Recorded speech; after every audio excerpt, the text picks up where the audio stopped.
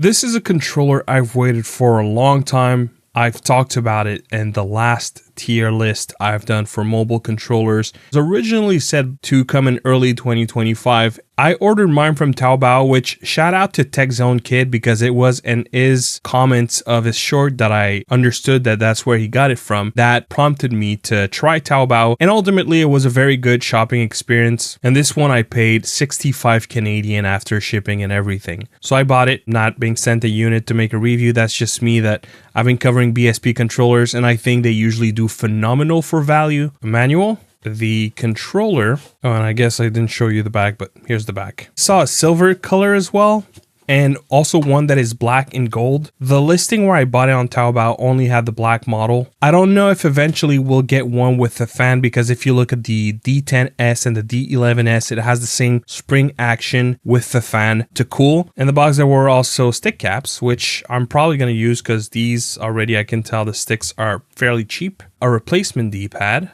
Cross style. Here we have a dish style, and the manual is, we have English. Okay, so I'll put screenshots on screen. That's kind of nice that we do. This controller feels and looks as if you had the Razer Kishi and the Rogue Tessin have a baby. Much like the Rogue Tessin, it has that folding system where you can easily store it back in the box or in a backpack. If you look at the shape and everything, it's a full-formed telescopic controller, much like the Razer Kishi is, which the Rogue Tessin isn't. We have a 3.5mm jack to the left, as well as a USB-C. Feels like a fairly cheap micro switch, but a micro switch nonetheless for the face buttons. And the leathering is notched into the buttons. It's an actual textured A and B and X and Y. The D-pad is, oh, I was expecting tactile, to be honest. The D-pad is also micro switch. We have Hall effect sticks. I think the shoulders are dome style, but just probably one of the more springy domes I've ever felt.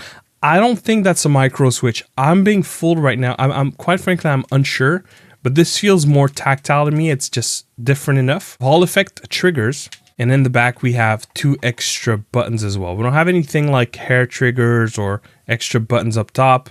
We still have the USB-C to the right, and much like the N01, unfortunately, it doesn't have any pivot action or anything like you're often going to see with the Absolute controllers or the GameSir telescopic controllers. Much like other BSPs, even though we don't have the channels, we do have a fairly deep space here. So there's a whole lot that you could fit. However, contrary to something like the D8 Pro from BSP, is you do have a lip here. And so if you're trying to put something like, for example, a Legion Go in this, not that it would fit, I wouldn't know actually, I wouldn't think so. But even if you were, this is probably going to be a problem as opposed to having like the rounded system like you have on the D8 Pro. And when it comes to stretching, I don't think it would fit like an iPad Pro 13, but something like a Y700 or the Red Magic Astra will definitely fit. The one issue is that you might be pressing on the power button with the Astra, as you may know, or select, start, which are definitely dome style. And here we have a turbo button, our what I would assume to be probably our home button, and a power button here. So I guess we don't have a capture or anything like that. I don't know if this one will have a switch mode, seeing as it has a USB-C. And I didn't mention, but the back paddles are also tactile, short travel. A reset pinhole. And if I am to take the Red Magic Astra, it seems to be fine, but I think I'm maybe a little, I guess that's one thing that you could do. You could put it off like this so that it doesn't push the button. If I really angle it, yeah, no, if I really angle it perfectly, it actually pushes the power button. But as long as I just push it a little bit, I'm still connected fine. Now, you probably noticed we also have some RGB action going based off of what I'm seeing. I think we have 3 LEDs on each side, 1, 2, 3, and 1, 2, 3. We have also our power button that is LED backed, and it's also, I say LED, it's actually RGB because that's one way that you will define what mode that you're on. There's V3, HID, MFI, and X input. If we go on X input, we are on an Xbox 360 style controller. If we go on MFI, we are on a PS4 style controller. On HID is an Android HID, and I guess this, at least the software, is made by Shanwan, which is a popular Chinese company that does a lot of controllers. And then we also have V3, which is probably the debugging to work with their software. It seems to already have pre-installed screen mapping features. As you can see here, it was making everything move. This is the iPhone 15 Pro Max. I have a pretty bulky case here where the camera bump is, and I have just enough clearance to really hold it nice, make it a tight fit. So if we go to HID mode, that shouldn't work at all. Indeed. If we go to the MFI mode, that's going to work for sure. There you go. Presents itself as a PS4 controller. And if I do the X input, it should now work, because at some point Apple made an update and they now allow X input, well, as long as it's Xbox spoofed, over USB-C. And this is quite responsive. So this is nice to see, because some controllers will have some added latency for some reason. I don't know if Apple detects the spoofing. I had a couple of users report back to me that this has been happening to them. And when on the PlayStation mode, it also works well. In either cases, it works pretty well. And we're going to test something out and see if Rumble works with this controller on iOS. Okay, so Rush Rally Origins, one of the very few games that have native Rumble in this in iOS. Like I don't feel a vibration. I just hear a motor, because they are very cheap motors, by the way. I just hear a motor trying to vibrate. Let me try and go to the X input mode, see if it's any different. I wish you guys could hear this. This is hilarious. It sounds almost like, I don't know, a frog.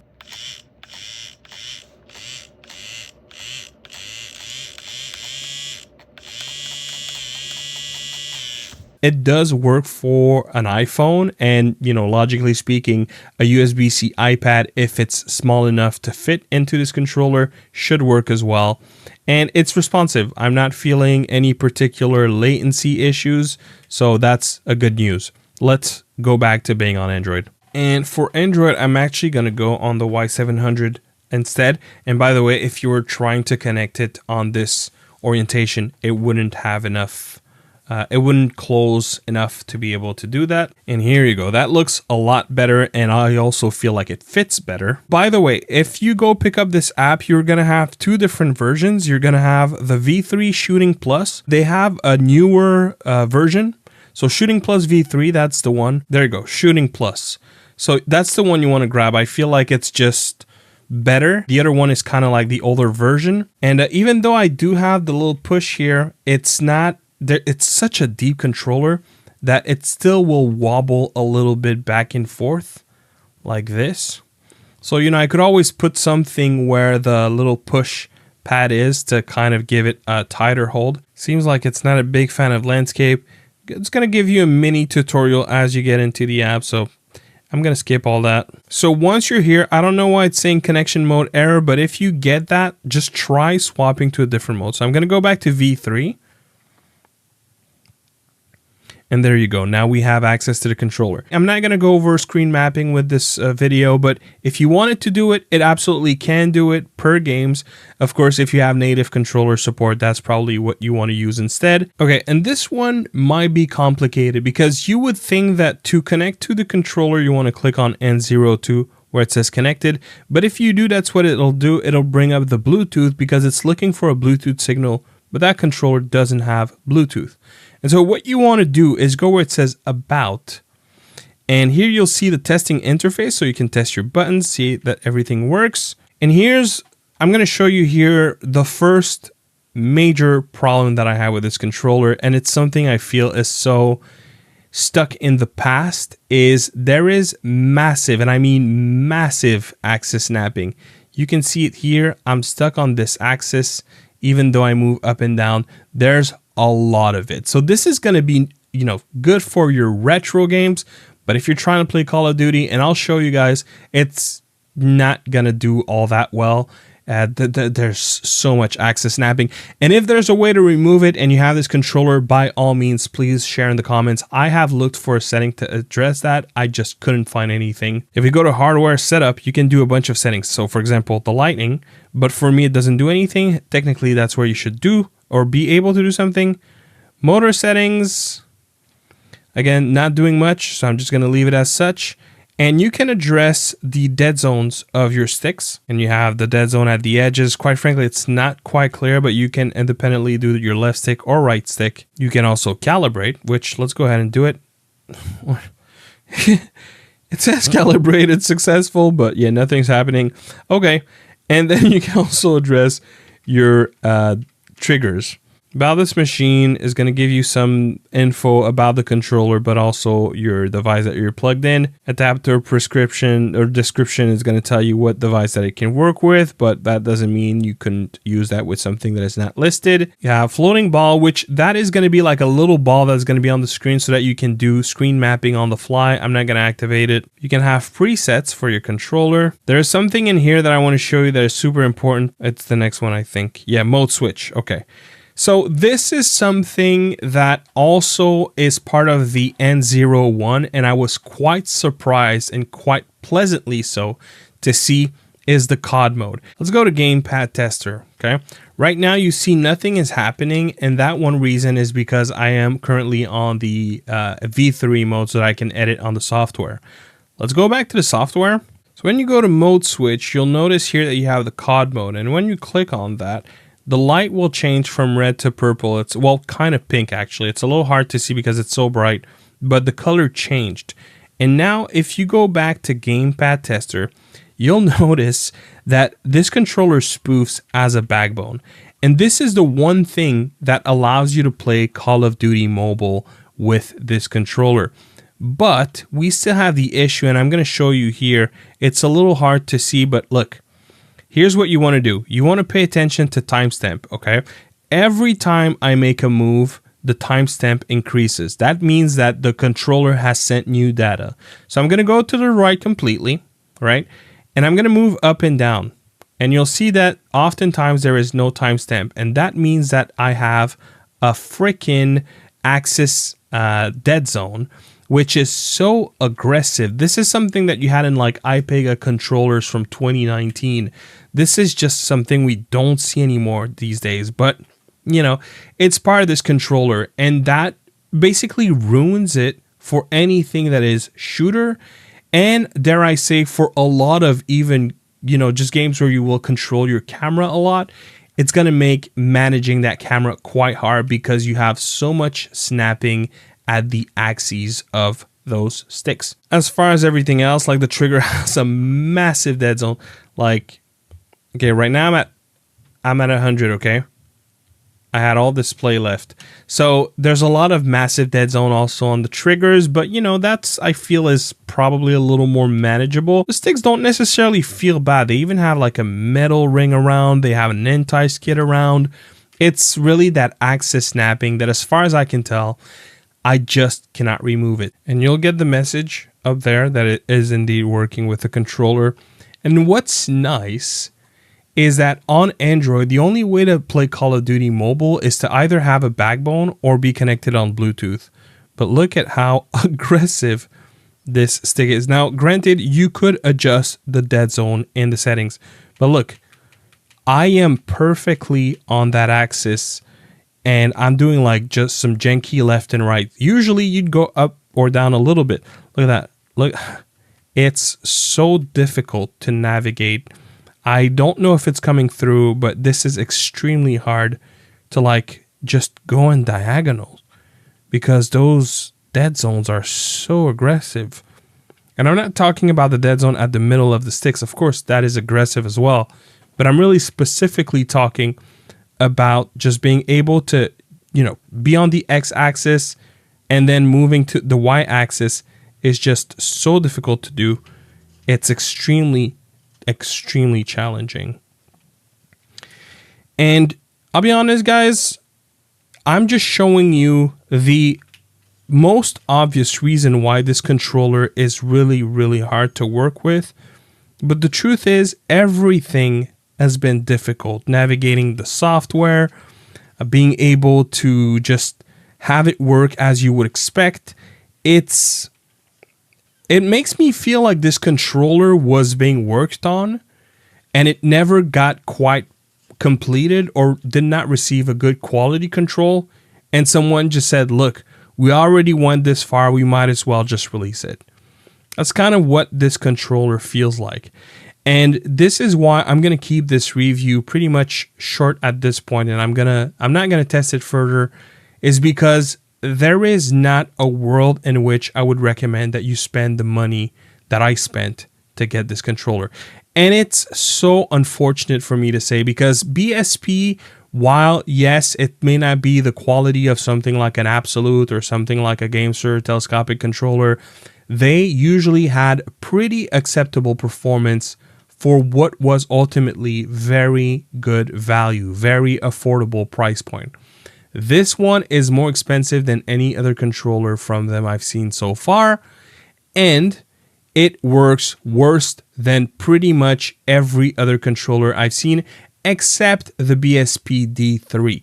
But the BSP D3 was like $15. It was a much smaller controller, and no, it was not a controller you wanted to use for aiming. Like, this is a controller that you wanted for retro games, these types of things.